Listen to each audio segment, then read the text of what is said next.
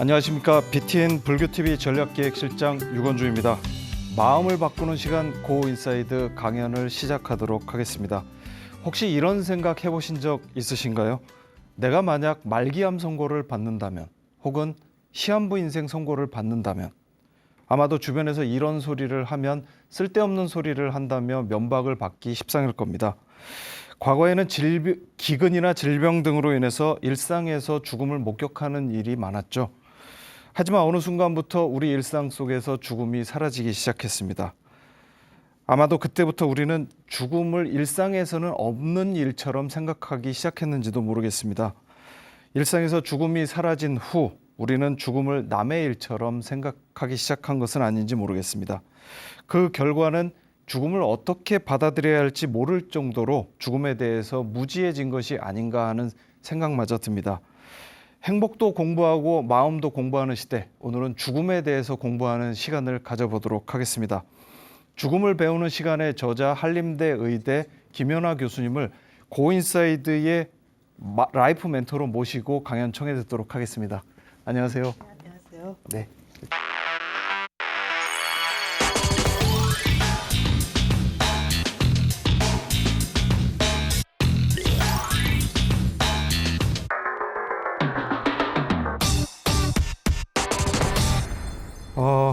교수님, 오늘도 병원에서 진료하시다가 오시는 길이신가요? 네, 그렇습니다. 네. 교수님 원래 전공 분야는 류머티즘이라고 알고 있는데요. 죽음에 대해서 이렇게 특별히 관심을 가지시게 된 계기가 있을까요?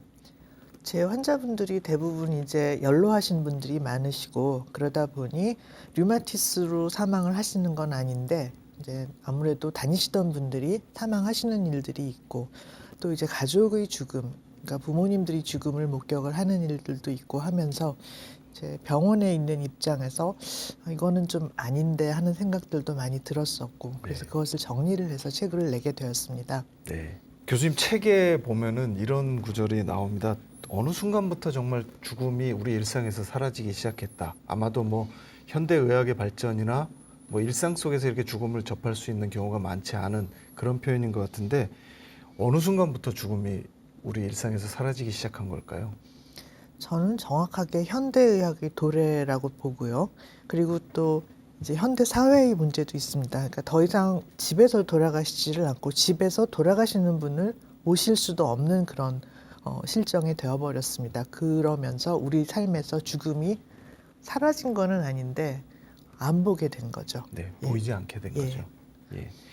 죽음도 배워야 한다. 죽음을 배우는 것이 필요하다. 이렇게 말씀을 하고 계시는데 우리가 죽음을 배우면은 어떤 점이 좋을까요?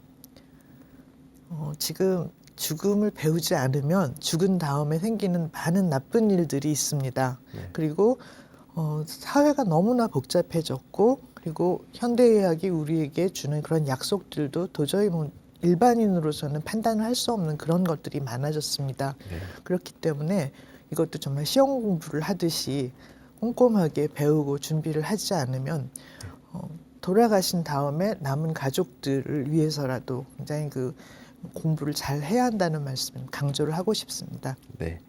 라이프 멘토로부터 지혜를 구하는 시간 고 인사이드. 지금부터 김연아 교수님께 죽음에 대해서 한번 오늘 확실하게 배워보는 시간 갖도록 하겠습니다.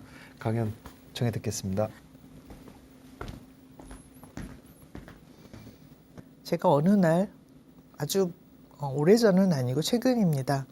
오후 진료를 마치고 이제 정리를 하고 있는데 응급실에서 전화가 옵니다. 제가 보던 어떤 환자분이 지금 숨이 차다고 응급실로 오셨는데 헤모글로빈 수치가 5밖에 안 돼서 입원을 하셔야 할 것 같다고 연락을 합니다. 저한테 10년 넘게 류마티스 관절염을 치료를 받던 분이십니다. 약도 잘 드시고 병원 치료를 잘 따르셨기 때문에 그 관절 변형도 없이 일상생활을 잘 하시고 아무 문제가 없었는데 그러나 이제 세월이 흐름은 어떻게 막을 수가 없어서 80대에 들어서면서는 점점 기력이 쇠진해지는 것을 알 수가 있었습니다. 그 응급실을 오시기 일주일 전에 제게 마지막 진료를 보셨는데 그때 이상하게 굉장히 빈혈이 심해진 걸 알 수가 있었고요. 이 헤모글로빈, 혈색소 수치라고 하는 것은 정상치는 여성들의 경우에도 하한선이 12입니다. 그러니까 헤모글로빈이 5밖에 안 된다는 것은 정상치 반도 안 되는 그런 굉장히 심한 빈혈 상태죠. 일주일 전에 저한테 왔을 때는 이 정도까지는 아니었지만 그래도 전보다 빈혈이 많이 심해지셔서 입원을 하셔서 수혈을 하든지 좀 원인을 찾으셔야 할 거라고 권했습니다. 그러나 우리 환자분께서는 이런지라에 거절을 하시고 병원 입원 안 하겠습니다 하고 가셨어요. 요즘 이제 코로나 상황이고 하기 때문에 환자분들이 병원에 입원하기를 꺼려 하시는 그런 상황도 있고, 그러나 또 걱정도 되고 해서 일단 빈혈약을 두둑히 드리고 혹시라도 더 나빠지시면 위험할 수 있다는 그런 말씀을 드렸습니다. 그런데 이제 일주일밖에 안 돼서 다시 상황이 나빠져서 응급실로 오신 겁니다. 아유, 환자분 그러니까 그날 그냥 입원하셔서 검사하고 치료하시고 그러셨어야 하는데 그거 안 하시니까 이렇게 더 나빠지시고 응급실까지 오셨잖아요. 이제는 정말 위험하니까 수혈도 하고 치료 좀 받으셔야 합니다. 그랬더니 우리 할머니가 이렇게 말씀을 하시는 거예요. 아니, 나 수혈 안 받고 그냥 집에 가면 안 돼요. 나 죽으면 죽는 거지. 병원에서 어르신 환자들을 보게 되면 이런 말씀을 굉장히 많이 듣습니다.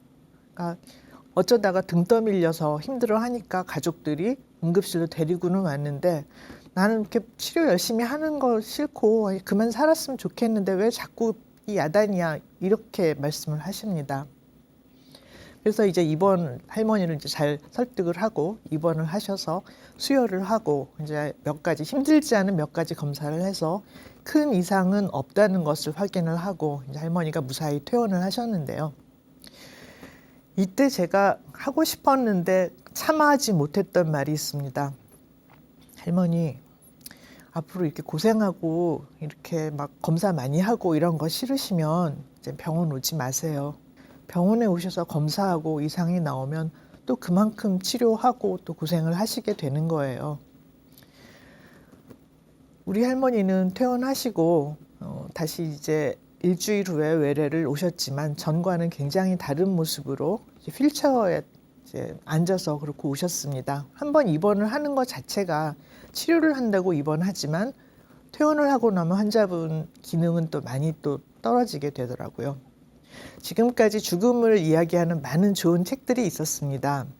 그런데 제가 굳이 거기에 한 권의 책을 더한 이유는 지금까지 죽음에 대한 논의는 주로 암 환자들, 정말 우리가 생각하는 그 시한부 인생의 환자들을 중심으로 논의가 되어 왔고, 그러다 보니 암 같은 큰 병이 아니면 사람이 죽지 않는 것이 아닌가 하는 그런 착각을 하게 되었습니다. 실제로 우리나라 그 사망 순위를 보면 1등은 물론 암입니다. 암으로 죽는, 단일 상병으로는 암으로 죽는 경우가 가장 많지만 그 외에 다양한 노환에 해당하는 병들, 뇌졸중이나 심장병, 그리고 폐 질환 이런 것들을 다 합치면 훨씬 많은 수의 환자가 암이 아닌 병으로 사망을 하십니다. 그럼에도 불구하고 암이 아니면 마치 이제 나는 죽음을 생각할 필요도 없고 나는 병원에서 치료를 받을 수 있는, 죽지 않은 그런 상황이 됐을지도 몰라, 이렇게 막연히 생각하는 것은 아닐까요? 사실은 그렇지 않습니다. 병원에서 죽음을 치료하지 못합니다. 다만 죽음의 모습만이 바뀝니다. 벌써 2017년, 약 4년 전의 데이터인데요. 한국인 100명 중에 76명은 병원에서 사망을 합니다. 2007년에 60%였던 것이 10년 만에 다시 16%가 늘었는데요. 문제가 되는 것은 많은 분들에게 설문을 했을 때 임종 희망 장소, 내가 어디서 죽는 것이 가장 바람직한지 물어보면 대부분은 가정이라고 말씀을 합니다. 57% 이상이 집에서 사망하시는 걸 희망을 합니다. 그러나 현실이 그렇지 않다는 것이 큰 문제이고요. 또 우리나라는 일본과 함께 이 다른 유럽 선진국들에 비해서 병원에서 죽음을 맞는 비율이 또 유난히 높습니다. 미국의 말기암 환자 340여 명과 그 사별 가족에 대한 연구 결과입니다. 보시면은 푸른색으로 나타나는 병원이나 중환자실의 사망의 경우가 삶의 질이나 신체적인 편안함, 심리적 안녕 이런 다양한 측면에서 가정 사망보다 좋지가 않다는 것을 알 수 있습니다. 죽음은 또 남겨진 가족들의 문제입니다. 내 가족이 죽고 나면 굉장히 큰 스트레스를 받게 되죠. 그래서 그것이 심할 때에는 외상 후 스트레스 장애, 이런 큰 스트레스를 겪고 난 다음에 정신적으로 굉장히 힘들어지는 그런 장애가 올 수가 있는데, 그런 사별 가족의 외상 후 스트레스는 병원 중환자실에서 사망하는 경우가 집에서 사망하는 경우의 5배가 됩니다. 또 장기간 애도 장애라는 그런 용어가 있는데요. 돌아가신 분을 그리면서 애도를 하는데 이것이 너무나 길어지고 그 과정에서 다양한 남겨진 가족의 정신적인 문제가 생기는 것입니다. 이러한 애도 장애도 병원 중환자실에서 사망을 하는 경우가 집에서의 사망보다 훨씬 더 높다는 것을 알 수 있습니다. 이렇게 여러 가지 지표들이 환자 본인에게나 아니면 남겨진 가족에게나 집에서의 사망이 더 낫다는 것을 보여주고 있는데, 왜 우리는 이렇게 죽게 되었을까요? 생로병사라고 말을 하는데, 생로병사는 부처님도 고민을 하셨던 문제고 우리 누구도 인류 역사가 시작된 후에 해결을 할 수가 없었던 문제입니다. 우리가 태어나서 일정 기간을 살다가 어느 시점이 되면 병이 찾아오기 시작을 합니다. 그리고 그 병이 누적이 되고 노화가 진행이 되면 결국은 사망을 피할 수가 없게 됩니다. 그런데 현대의학이 도입이 된 다음에 병 치료를 하더라도 사망까지 기간이 굉장히 길어집니다. 그럼에도 불구하고 노화와 병 치료의 누적을 피할 수는 없고, 이제 과거의 그런 상황에서는 사망할 수밖에 없던 상황에서 연명치료가 개입을 합니다. 그렇게 되면은 이분은 또 굉장히 오랜 기간을, 사망까지 그 기간이 길어지게 됩니다. 지금 우리 사회에서 웰다잉 논의를 하고 사전연명 의료의향서를 써서 연명치료를 가급적 하지 않는 쪽을 이야기하고 하는 것은 바로 이 연명치료 이후의 삶이 그렇게 바람직하지 못하다는 그런 생각들이 많기 때문입니다. 많은 어르신들이 9988 1234 이렇게 얘기하시죠. 99세까지 팔팔하게 살다가 하루 이틀 3일 앓다가 그냥 돌아가시는, 참 그러면 좋겠는데 사람의 몸이라는 그런 생물학적인 조건은 그렇게 되질 않습니다. 그것은 자살 아니면 사고사가 아니면 이런 급격한 사망은 가능하지가 않습니다. 우리가 이제 나이 들면서 여러 가지 병들이 찾아오는 것을 노환이라고 말을 하는데, 우리가 노환이라 말하면 이제 제가 전공을 하고 있는 관절염이 대표적인 질환이 되겠지만, 그 외에도 치매라든지 중풍이라든지 이런 질환들을 생각을 하십니다. 그런데 실제로는 우리가 알고 있는 그 많은 병들, 많은 흔한 병들이 대부분 노환이라는 사실입니다. 당뇨병을 한번 살펴보겠습니다. 연령에 따른 당뇨병의 유병률을 보면 40대부터 급격하게 늘어나기 시작을 합니다.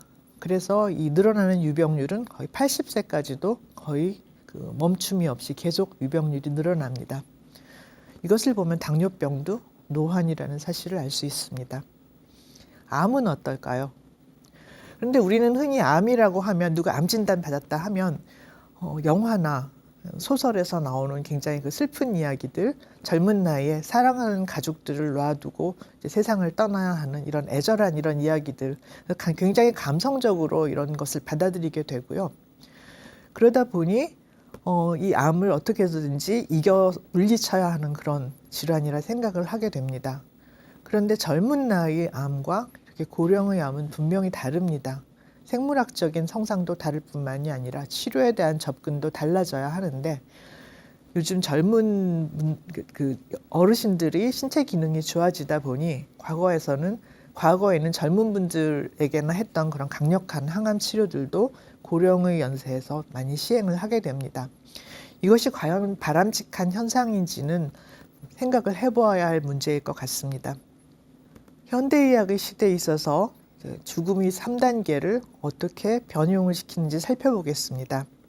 일반적으로 우리가 생로병사의 과정을 거쳐서 사망을 하기 전까지 몸이 쇠해지는 단계가, 첫 단계는 외출을 못하는 단계, 즉 누군가의 도움이 없으면 집 바깥을 안전하게 나갈 수 없는 단계가 옵니다. 저는 이제 이 상황을 사회적인 사망의 단계라고 보거든요. 물론 빈부의 격차에 따라서 이제 많은 인력을 동원을 할 수 있는 그런 부유하신 분들은 이렇게 됐음에도 불구하고 바깥 활동을 하시기는 합니다. 그 다음 단계가 이제 침상을 못 벗어나는 단계인데 이것을 이제 우리는 자리보전하신다 이렇게 표현을 하거든요. 저는 이것을 생물학적 사망의 단계라고 보는데요. 이전에는 외출을 못 하시기는 하지만 그래도 식사를 하시러 식탁에는 나오실 수 있고 화장실은 가실 수 있습니다. 그런데 이 단계가 되면 가장 큰 문제는 누군가가 나의 대소변을 해결을 해줘야 한다는 문제입니다. 이것은 생물학적인 사망이라고 해도 저는 과언이 아니라고 생각을 하고요. 이 단계를 지나서 이제 정말 밥을 못 먹는 단계가 되는데 현대의학은 여기에 또 개입을 해서 인위적으로 영양을 공급하면서 삶을 늘립니다. 즉 영양 주사를 놓는다든지 심하면 위에 구멍을 내서 이 관을 통해서 영양을 공급합니다. 그러면 과거의 기준으로는 분명히 사망 단계에 이르신 분들이 굉장히 오랫동안 생존을 할 수가 있습니다. 죽기 전에 중환자실 오시는 경우들이 많이 있습니다. 중환자실에서 오시면 이제 이 많은 기계들이 나를 감싸고 그리고 기계음을 듣고 그리고 많은 삽관과 그리고 그 줄들이 내 몸을 다 동여매다시피 합니다. 이렇게 해서 중환자실에 들어오셔서 그래도 이제 살아서 나가셨을 때 기능을 잘 유지를 하면 좋은데 그게 꼭 그렇지는 않습니다. 특히 어르신들은 이 중환자실 생존율이 별로 과거 10년 내로 향상이 된 것이 없습니다. 중환자실을 들어오시려면 굉장히 까다로운 기준들이 있습니다. 이분이 정말 이렇게 나가시면은 이번 위기를 넘기시면 정상적인 생활을 하실 수 있을 거라는 판단이 돼야지 들어오시는 거지. 그렇지 않고 이제 누구나 다 중환자실을 들어오시게 되면 아마 우리나라 중환자실 굉장히 많이 필요할 거고 굉장히 또 의료비 증가도 문제가 될 겁니다. 그렇게 따지고 이분이 분명히 이제 정상적으로 생활을 하실 수도 있을 거라 생각을 하고 입시를 함에도 불구하고 80대 어르신들이 중환자실 사망 생존율은 절반이 되질 않습니다. 오늘 강의 제목이 죽음을 준비하는 5가지 방법 이렇게 되어 있는데요. 많이 물어보십니다. 언제 죽음을 준비해야 합니까? 우리가 언제 어떤 모습으로 사망을 하게 될지는 아무도 알지를 못합니다. 내일 무슨 일이 있을지 아는 사람 아무도 없습니다. 왜 죽음을 준비해야 하나요? 이제 제가 이 책을 쓰고 많은 분들을 만났는데 굉장히 좀 놀라웠던 거는 젊은 분들은 이걸 굉장히 많이 받아들이십니다. 저는 이건 다른 얘기기는 한데 요즘 젊은이들이 그 고통은 이루 말할 수가 없는 것 같습니다. 그리고 죽음을 생각하고 준비를 한다는 것을 이렇게 젊은 나이에 받아들인다는 것이 굉장히 기성세대로서 처절하고 좀 미안하고 슬픈 일이긴 합니다. 그러나 죽음을 준비해야 하는 이유는 또 달리 있습니다. 현대사회가 너무나 복잡해졌습니다. 그리고 현대의료도 너무나 복잡하고 너무나 많은 정보, 도저히 우리가 판단을 할 수 없는 그런 정보들을 제공을 합니다. 그렇기 때문에 미리 공부를 하고 준비를 하지 않으면 굉장히 좋지 않은 일들이 일어날 가능성이 많아진 것이 현대사회입니다. 어떤 방법으로 우리는 죽음을 준비해야 할까요? 저는 1번을 재산정리라고 생각을 합니다. 의외로 굉장히 많은 어르신들이 이것을 공부를 하지 않으십니다. 상속이나 세법이나 이런 것들 굉장히 복잡하거든요. 그리고 그냥 막연히 아유 나 뭐 재산도 많지 않은데 나 죽은 다음에 뭐 우리 자식들이 알아서 잘 하겠지. 그 결과가 이런 유류분 소송이 계속 늘어나는 이런 현상입니다. 미국 사람들 같은 경우는 굉장히 젊은 나이에 유언장을 쓰더라고요. 심지어 20대에 쓰는 사람도 봤는데 그래서 어떨 때 쓰냐고 물어봤더니 아주 적은 양이나마 예금, 내 재산이라 할 것이 생겼을 때 그리고 내가 죽었을 때 내 뒤에 남겨진 사람이 있을 때 쓴다고 하더라고요. 그래서 유언을 한번 써보시는 것도 굉장히 좀 내 삶을 돌이켜보는 중요한 그런 계기가 될 수 있습니다. 병원에서의 죽음이 좋지 않다고 얘기를 하지만 그럼에도 다들 병원에서 돌아가십니다. 그것을 피하고 싶다면 나를 오랫동안 보아온 나를 잘 아는 의사가 내 주변에 있어야 합니다. 많은 분들이 대학병원에 가서 이제 여러 과를 보십니다. 병이 여러 가지니까 거의 뭐 한나절 순례를 하시는데 뭐 이과 저과 극과 다니면서 이 의사 저 의사 그 의사한테 약을 받으십니다. 그런데 말씀하실 땐 나 무슨 대학병원의 안무기 교수한테 진료봐. 그런데 그 교수는 환자들 이름을 기억을 못합니다. 너무나 많은 환자, 도저히 감당할 수 없을 정도로 많은 환자를 받는 일들이 아직도 횡행하기 때문에. 그리고 이제 이분이 상태가 나빠져서 이 대학병원에 급하게 응급실을 찾아오면 이 분을 진료를 그나마 3분 진료나마 하던 그 교수님은 응급실에서 얼굴을 볼 수가 없습니다. 응급실 전담의가 그때그때 상황을 보고 폐가 안 좋으면 폐렴 치료를 하자. 더 안 좋으면 인공호흡기를 껴야 하는데 결정하시오. 이렇게 아주 분절되고 파편화된 내 몸이 아닌 그런 일이 일어납니다. 그래서 가급적이면 이제 기력이 쇠해지면 이 대학병원 순례는 좀 그만하셨으면 좋겠다. 여러분 주변에 잘 찾아보시면 믿을 만한 여러분을 잘 도와주실 그런 의사를 분명히 찾으실 수 있을 겁니다. 사전연명 의료의향서는 최소한입니다. 이것은 내가 이제 사고를 당해서 뇌사 상태가 됐거나 할 때 회복 가능이 없는데 연명 치료를 중단하기에 조금 더 용이한 그런 절차적인 문제입니다. 그러나 몸 상태가 서서히 나빠지는 이 노환의 경우에는 사전연명 의료의향서가 의미가 없는 경우가 많습니다. 이 유의사항이라는 면을 보면 여기에 기록된 이 결정은 담당 의사와 해당 분야의 전문의 한 명 모두 작성자가 임종 과정에 있는 환자라고 판단한 경우에만 할 수 있다고 되어 있습니다. 그런데 아까 말씀드린 대로 큰 대학병원 응급실에 가보십시오. 분명히 돌아가실 환자인데 누구도 이분이 임종이라고 말씀 안 합니다. 폐렴입니다. 신장이 나쁩니다. 탈수입니다. 이렇게 얘기하지 누구도 임종이라고 얘기를 하지 않습니다. 왜냐하면 바로 그 순간에 있는 문제들만 해결하면 그만이라고 생각을 할 수가 있으니까요. 그래서 정말 이제 기력이 쇠해지고 그리고 이제 나도 죽음을 받아들여야 한다 생각하시면 병원 치료를 받지 않겠다는 걸 분명히 밝히셔야 합니다. 서양에서는 요즘은 영양 공급, 그리고 항암 치료, 심지어는 혈액 투석까지도 연명 치료의 범주에 속한다고 봅니다. 가족의 해체가 현대 사회의 병폐이기는 한데요. 가족이 해체가 되다 보니 이제 오지 않는 가족들도 있습니다. 몇 년 동안 나를 찾아오지 않는 가족. 그러나 내가 죽었을 때 이런 가족들이 나타나서 가장 문제를 크게 제기할 가능성이 있습니다. 그렇기 때문에 병원 치료를 받지 않겠다 하는 이런 의사는 가급적이면 명시적으로 분명하게 밝혀야 합니다. 그렇지 않으면 종종 있는 일인데 그 가족을 마지막까지 돌보던 가족이 연명 치료를 하지 않았다는 이유로 다른 가족한테 고소를 당하거나 의료진을 살인 방조 혐의로 고소를 하거나 이런 일들이 있습니다. 이런 무서운 일을 피하려면 본인의 의사, 이것을 결정하고 책임을 지을 사람은 나밖에 없습니다. 누구도 이것을 나 대신에 결정을 해줄 수가 없습니다.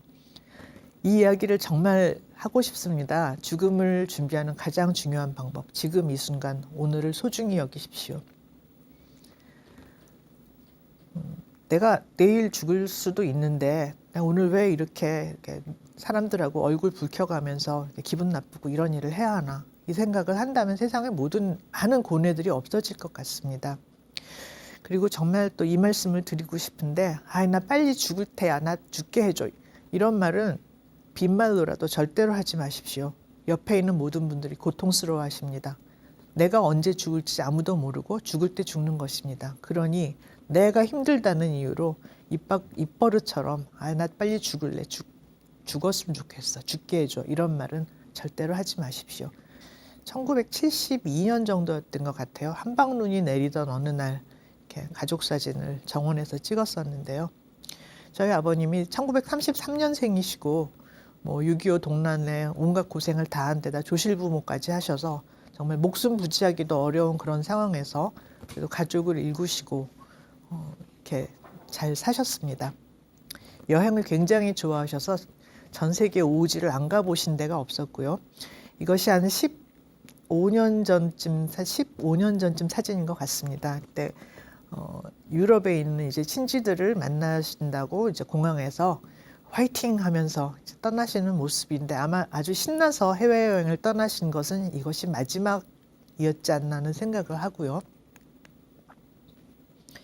이 사진 9년 전에 이제 제 여동생이 좀 결혼을 이제 늦게 해서 아기를 낳았습니다. 그래서 이제 영국에 제 여동생을 보러 같이 가셨습니다.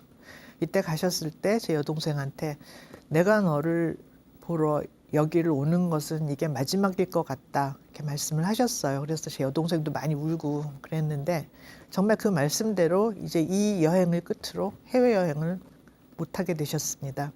해외여행은 그렇게 좋아하시지만 못 가게 되셨는데 그래도 아주 활기차게 운동도 하시고 저를 이제 같은 동네 사시는데 저 아침에 이제 출근하려고 이렇게 지하철역 걸어가다 보면 웬 어르신이 막 힘차게 걸어가서 보면서 저희 아버지고 인사하고 했던 기억도 나는데 그런데 어느 날 계단에서 낙상을 하셨습니다.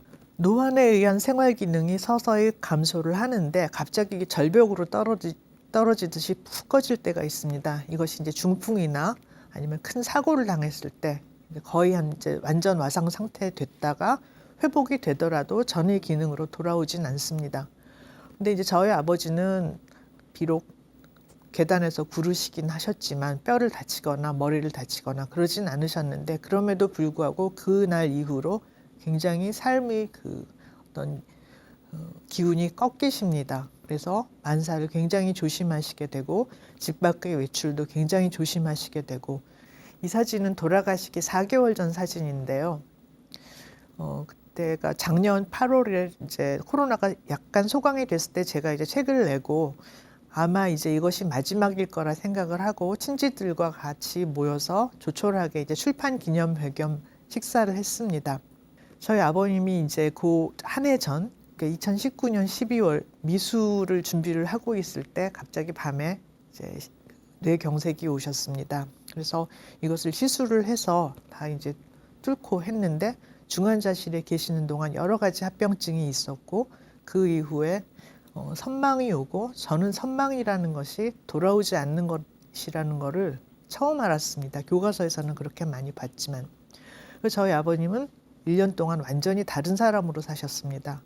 그러다가 정확히 1년 후 지난 12월 말에 다시 낙상을 하시고 폐렴이 되시고 그래서 다시 병원에 입원하셨는데 그때 당시에 그 코로나 때문에 가족들이 방문하기도 어렵고 참 힘든 상황에서 이제 혼자 돌아가셨습니다. 그래서 저희 어머니가 애도장애가 지금까지도 많이 남아 있으십니다. 내가 이걸 잘못해서 돌아가셨다. 저걸 잘못해서 돌아가셨다. 병원에서 이걸 잘못했다. 저걸 잘못했다. 지금까지도 계속 곱씹으시거든요. 참으로 저도 웰다잉이나 편안하게 돌아가시는 것을 이야기를 하면서도 부모님의 이런 문제들은 쉽지가 않은 것 같습니다. 아버님 돌아가시고 이제 짐을 정리를 해봤습니다. 그런데 정말 약이 한 가마니가 나오더라고요. 그런데 그 많은 정말 한 가마니나 되는 그 많은 약들을 헤집고 정리를 하고 보니 그 상황에 저희 아버지가 드셔야 하는 약은 딱 2가지밖에 없었습니다. 그래서 우리가 이 많은 약들 그리고 이 많은 병원 순례를 정말 언제 중단을 하고 언제 정리를 해야 할지 제가 제 부모님한테도 그거를 말을 하기가 어려웠습니다. 쉬운 일은 아니고요. 강의를 마치면서 제가 강조를 드리고 싶은 거는 웰다잉이라는 건 저는 자연사를 받아들이는 것이라 생각을 합니다. 어느 틈엔가 자연사가 없어졌습니다. 사람은 다 병원에서 폐렴으로 죽고 탈수로 죽고 신장이 나빠져서 죽고 감염으로 죽고 이렇게 됐습니다. 그러나 이제는 우리가 자연사를 소환을 해야 할 그런 시기가 되었다고 생각을 합니다. 감사합니다.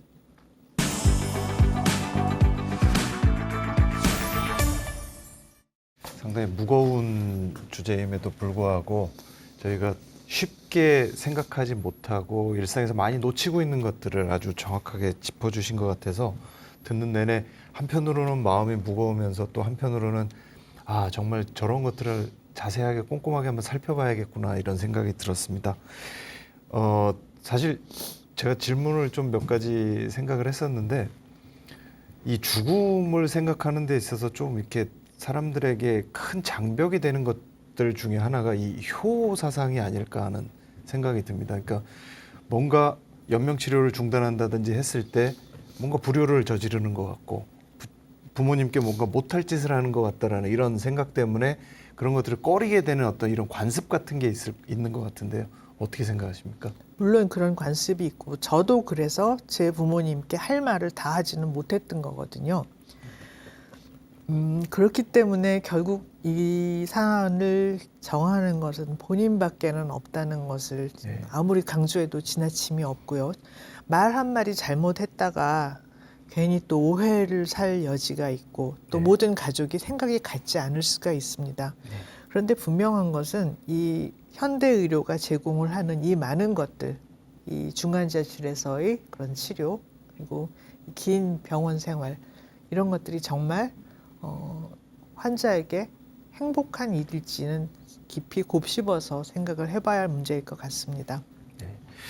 요즘에는 뭐 교수님께서도 죽음을 배우는 시간이라는 책을 쓰셨지만 과거와는 달리 이 죽음 문제에 대해서 좀 정면으로 응시하자라는 의사 선생님들 많아지시는 것 같으세요? 뭐 다른 분들 서울대병원에 계신 어떤 교수님께서도 비슷한 책을 쓰신 걸 제가 본 적이 있는데 이런 죽음에 대한 어떤 교육 혹은 죽음에 대해서 알려주는 병원의 노력, 의사 선생님들의 노력 이런 것들이 최근에 좀 어떻게 많이 확산되고 있는 추세인가요? 최근에 이제 이런 같은 저술을 했던 교수님들이 이제 의기투합을 해서 죽음학이라고 하는 이제 교과서를 지금 준비를 하고 있습니다. 네. 그리고 이제 책만 쓰는 데서 끝나서는 안 되고 네. 무엇보다도 이것을 의과대 학생들에게 가르쳐야 한다. 아, 이제 이런 지금 움직임을 하고 있는데 외국에서는 이 죽음 교육을 의과대학에서 다 하고 있습니다. 그러나 우리나라에서는 아직 이런 커리큘럼이 들어와 있지 않은데 조만간 많은 분들을 설득을 하고 이것이 중요하다는 것을 의사들 가운데에서는 굉장히 많은 분들이 동의를 하기 때문에 네. 이런 것을 이제 학생 교육에도 다 이제 포함을 시킬 것을 예측을 하고 있습니다. 네. 생각을 해보면 죽음을 생각을 할 때 죽는 분이 있을 수 있고 또 죽는 분을 바라보는 가족들의 문제가 있을 수 있겠다라는 생각이 듭니다. 그러니까 죽는 분은 내가 어떻게 죽음을 받아들일 것인가, 고통 없는 죽음, 후회 없는 죽음 이런 것들을 생각하셔야 될 것 같고 또 보내드리는 분 입장에서는 어떻게 잘 보내드리고 그 후에 남는 문제를 처리할 것인가 이런 여러 가지 측면이 있다고 보이는데요. 가족들의 입장에서는 이게 쉽지 않은 임종을 지키고 그다음에 죽음을 받아들이는 과정이 쉽지 않은데 어떻게 받아들이는 게 가장 현명할까요? 사실 죽음을 받아들이는 것에 대해서는 10명이 있으면 10명 다 생각이 다르거든요. 그래서 대화가 필요하고요. 우선 특히 가족들끼리는 대화가 필요합니다. 그리고 그 대화에 부모님도 같이 해서 어떤 식으로 이제 마무리를 해야 하는지 이런 얘기는 계속 대화로 풀을 수밖에는 없고요. 저는 이제 제 개인적으로는 어떤 것이 바람직한 죽음이다 하는 그걸 가지고 있지만 가끔 그런 얘기를 하면 다들 놀라는 분들이 있어요. 이렇게 과격하냐고 저보고. 네. 그런데 사실 이제 제가 또 이게 책을 드렸던 많은 분들이 이제 40대에서 60대 사이에 이제 이런 분들은 본인들은 너무 와닿았는데 부모님께는 못 드리겠다. 네. 이런 말을 하시더라고요. 네. 그래서 이것을 대화로 푸는 것이 참으로 쉽지는 않겠다 하는 생각은 듭니다. 네. 예. 그리고 아까 강연에서도 말씀 주셨지만 연명 치료에 대한 이야기는 사실 여러 가지 면에서 다뤄질 수 있는 주제라고 생각이 드는데 가족들 입장에서 혹은 또 돌아가시는 분 입장에서 이 의사를 분명하게 하고 표시를 하고 가시더라도 그렇지 않게 되는 경우가 많다면서요. 그렇죠. 그러니까 일단은 저는 제가 제일 과격하다고 말을 듣는 게 병원 오지 말라고 말씀드리는 겁니다. 네. 병원 의사가 네. 돼가지고 어떻게 차마 그런 말을 하냐 하는데 말씀을 이해하실 것 같은 분들한테는 정말 병원 생활에 너무 지치시는 분한테는 이제 무슨 일이 있더라도 이제 돌아가시는 길에 있다는 걸 받아들이신다면 더 이상 병원에 안 오시는 것도 방법이라고 말씀을 드립니다. 왜냐하면 병원에 그러니까 이제 현대 의료 저는 좀 반대하시는 분들도 계시지만 의료가 점점 자본에 포섭이 되고 있습니다. 그것만이 물론 문제는 아닌데 그렇기 때문에 사람을 한 사람으로 이렇게 시간을 들여서 긴 흐름으로 보는 것이 점점 어렵게 되고 있거든요. 미국에서도 이 노인의학 하는 곳이 이렇게 문을 닫는 곳이 굉장히 많다고 하고요. 그래서 이런 문제들을 명심을 하신다면 그런 시스템 하에서 돌아가는 병원에 계속 나의 삶을 의탁을 하는 것이 바람직한지는 한번 깊이 생각해 봐야 할 문제라고 생각합니다.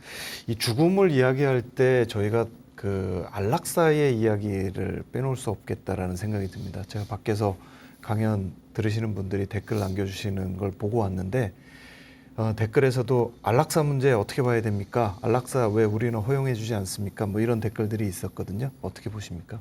의외로 저는 젊은 분들이 이런 것들을 얘기를 할 때 굉장히 좀 당황스럽습니다. 그래서 우리가 어떻게 세상을 다시 재편성을 해야 하나 하는 고민을 깊게 하게 되고요. 저는 젊은 분들은 제발 좀 얘기 좀 안 하셨으면 좋겠는데 그러나 또 이 자살이나 안락사의 문제가 서양에서는 내가 올 때는 세상에 올 때는 내 마음대로 온 것이 아니지만 끝날 때는 내 의지로 하는 그 정도의 자유는 줘야지 않겠느냐 이제 이런 논의까지 진행을 하고 있습니다. 그리고 이제 제가 정말 이제 치유할 수 없는 너무나 고통스러운 병을 앓고 있다면은 저는 안락사를 허용을 하는 것이 바람직하다 생각을 하는데 이제 항상 선의를 가지고 시작을 한 제도도 그것이 악용이 되고 오용이 될 가능성이 있습니다. 그래서 종교계나 많은 분들이 이것을 반대를 하시는 이유가 이것이 잘못됐을 때 얼마나 파국적인 결과들을 가져올지를 생각을 하시기 때문에 이제 반대를 하고 계신 걸로 알고 있습니다만은 그러나 저는 더 이상 이것이 사회적으로 금기시되어야 할 그런 상황은 이제 아니라고 생각을 합니다. 병원을 언제까지 내가 와야 하는지 내가 결정을 해야 하는 것. 왜냐하면 그 책임은 나한테 있는 것이기 때문입니다. 네. 그리고 아까 말씀하신 것 중에 저도 이제 공감을 했던 내용 중에 병원에 가지 않고 집에서 숨을 거두는 그러니까 임종을 맞는 것이 좋다 이런 취지의 말씀을 해주셨는데 실제로 그런 것을 원하더라도 현실은 따라주지 않는 경우가 많지 않습니까? 그렇죠. 어떻게 해야 될까요? 우선 그 가족 관계가 굉장히 좋아야 합니다. 그래서 가족들이 수시로 이제 부모님이 돌아가신다는 그 상황에서 와서 보고 이제 같이 이야기를 하고 그 상황을 다 지켜봐야 하는 것이고요.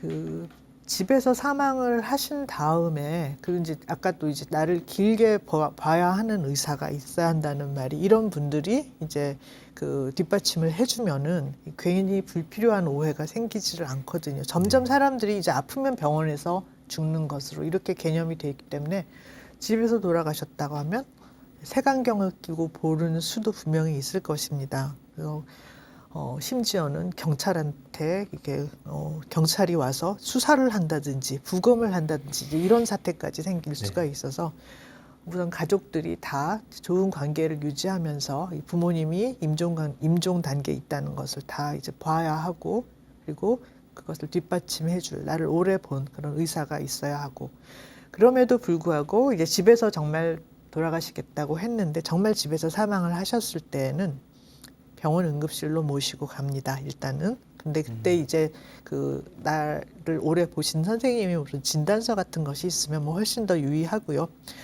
병원에 가서 아무 의미도 없는 뭐 심폐소생술 같은 거를 하고 나서 한 30분이거든요. 지금 그 정해진 것이. 근데 하고 안 돌아오시면은 이제 사망 진단서가 나오는 거고요. 그리고 가셨는데 집에서 돌아가신 것 같아요.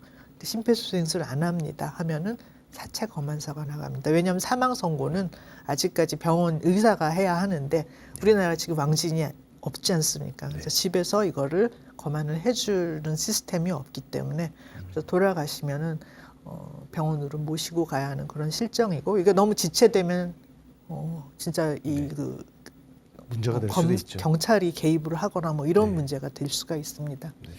강연을 마치면서 사실 오늘 제가 밖에서 보니까 오늘 이 강연의 주제가 굉장히 뜨거운 감자 같다라는 생각이 들었습니다. 왜냐하면 고인사이드 강연 지금 시작한 이래 가장 높은 동시 접속자 수를 기록을 하고 있거든요. 그만큼 이 죽음이라는 주제가 우리가 피하지 못하는 그런 중요한 주제라는 생각이 드는데, 마지막으로 시청자분들께 죽음에 대해서 이런 것들을 좀 다시 한번 생각해보자, 이렇게 당부하시고 싶은 말씀 있으시면 한 말씀 부탁드리겠습니다. 아까 왜 죽음을 준비하냐, 배워야 하냐 이렇게 물어보셨다고 하는데요. 저는 이제 코로나 얘기를 좀 말씀을 드리고 싶어요. 이제 코로나 사태가 이제 작년에 이제 한참 이제 2월, 3월에 이제 시작이 될 때, 저는 그때 이제 책을 출간을 앞두고 이제 뒷 정리 작업 중이었는데 무섭지가 않더라고요.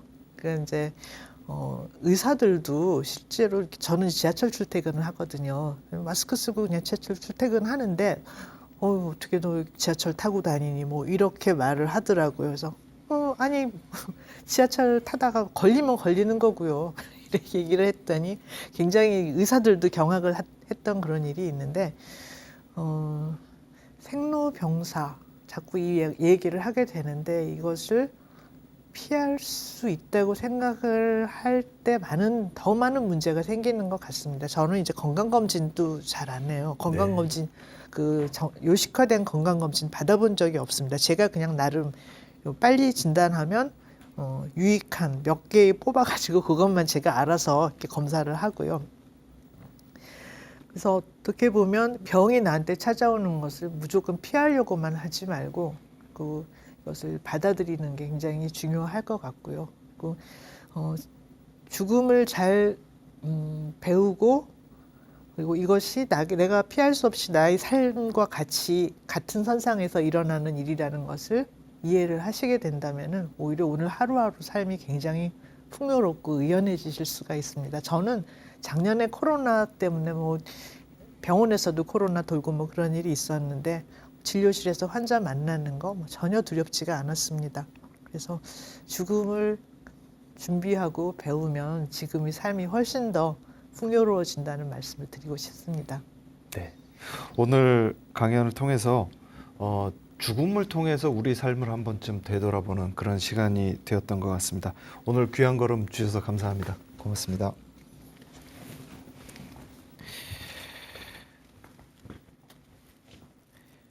티베트 속담에 이런 말이 있습니다. 내일이 먼저 올지 내 생이 먼저 올지 아무도 모른다.